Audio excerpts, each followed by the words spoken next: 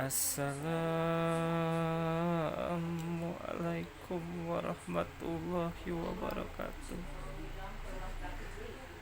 Dulur-dulur muslimin, ieu kula salaku wayang hayang nepikeun pangarti nu saeutik, hayang bisa pangeling-eling ka batur, mugia katampi ku aranjeun. Aduh yeung,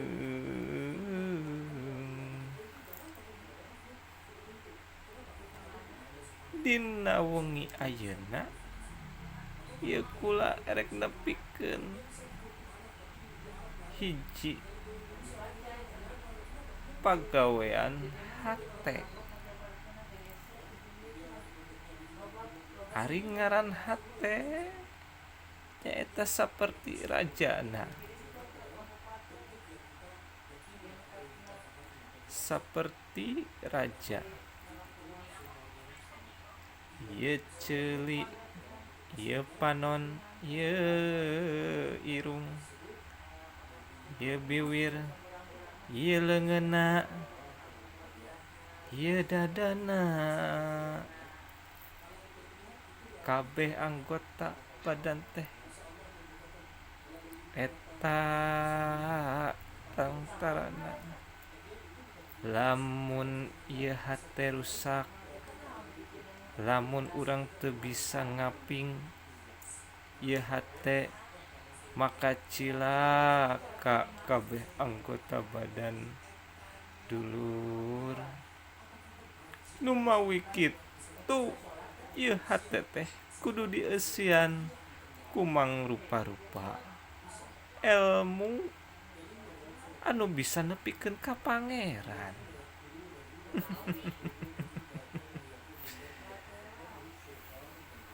Dulur,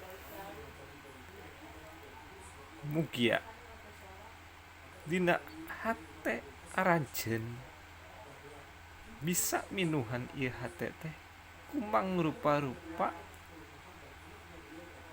pagawean anu hade. Naon pagawean anu hade teh? Salah sahijina kudu dieusian dinu hate nyaeta dikir ka pangeran. Ari ngaran-ngaran dikir nyaeta eling ka pangeran. Eling kana naon? Eling yen hirup paeh rizki bagja cilaka geus ditangtukeun ku mantenanana. Sagala pagawean, sagala urusan geus ditangtukeun ku mantenanana. Nu mawi kitu tangtuna wajar lamun urang kudu loba muji ka mantenanana. Sabab aing ngaran-ngaran dikruboh teh nyaeta inget. Ari inget teh eling. Jadi lamun jelema anu teu eling teh sarua jeung jelema anu gelo kanca.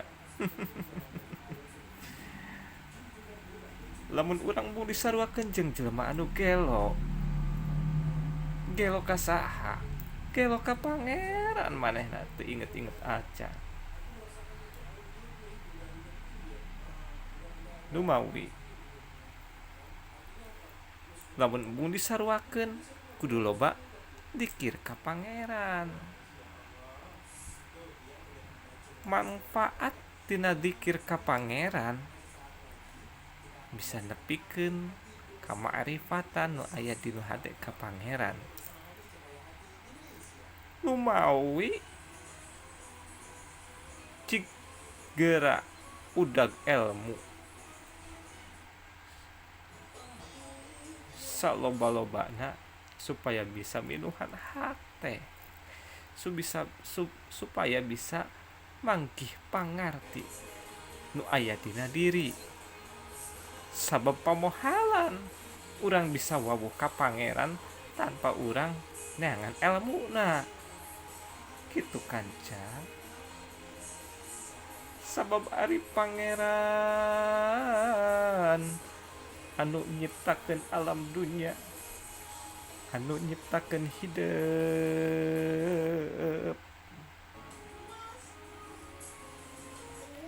anu nyiptakeun indung bapa. Erek kumaha deui anjeun maot dimaotkeun ku pangeran, hirup dihirupkeun ku pangeran. Dedeh teuing diri. Nah, urang kudu nyembah ka pangeran, ka Gusti Allah anu Maha Suci. Cik pikiran ku akal anu sakieu keterbatasanana.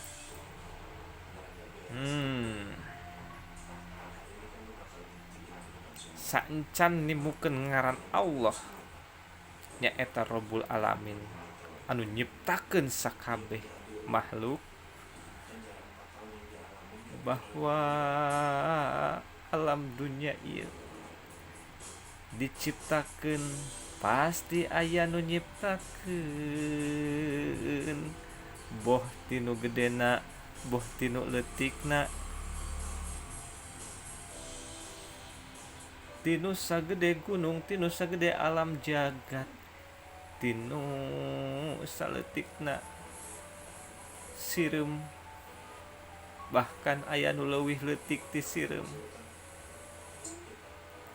Eta tangtuna aya nu nyiptakeun, sabab ciptaan eta teh aya warna, aya bau, aya bentuk rupa. Anu ieu rupa teh mangrupa-rupa anu beda-beda. Maknya ieu nu nyiptakeun soca teh, anu nyiptakeun soca teh nyaeta anu lolong pamohalan saperti ieu manusia anu diciptakeun ku pangeran teh nu sakitu aya irungna ngabentuk saperti kieu, aya awakna saperti kieu. Tangtuna ieu teh anu nyiptakeun teh kudu anu nyaho, anu boga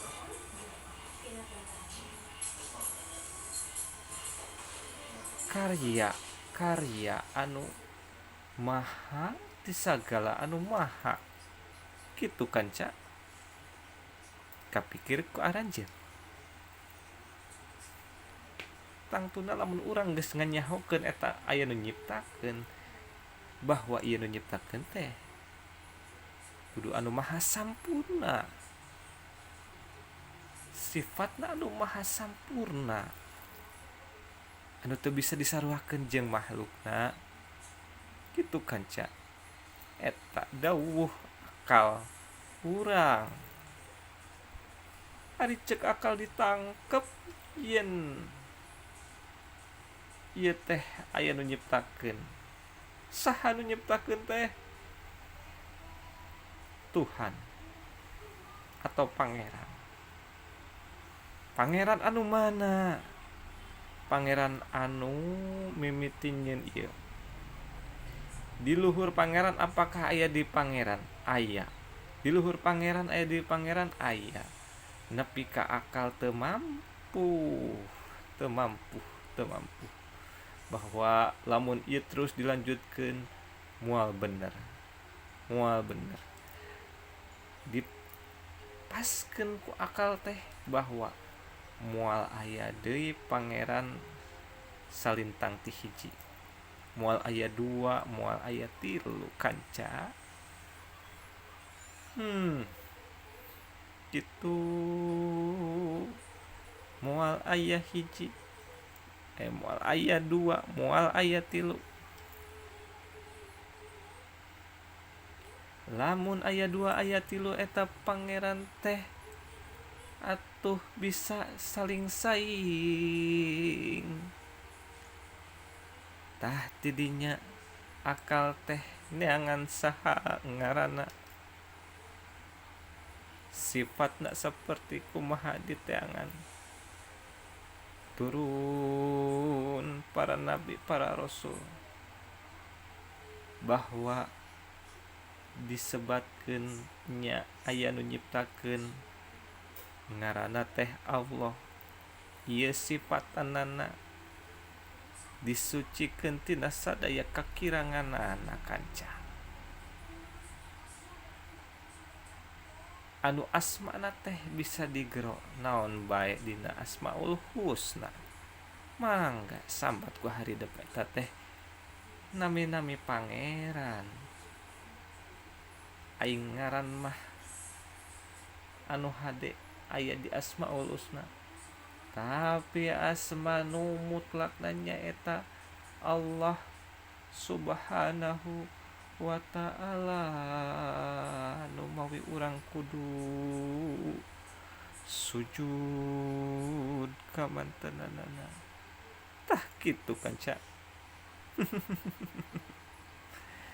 Sakitu we nu kapihatur kateda anu kasangga, sakedik anu kabaktikeun nada agung nada jembar pangampura.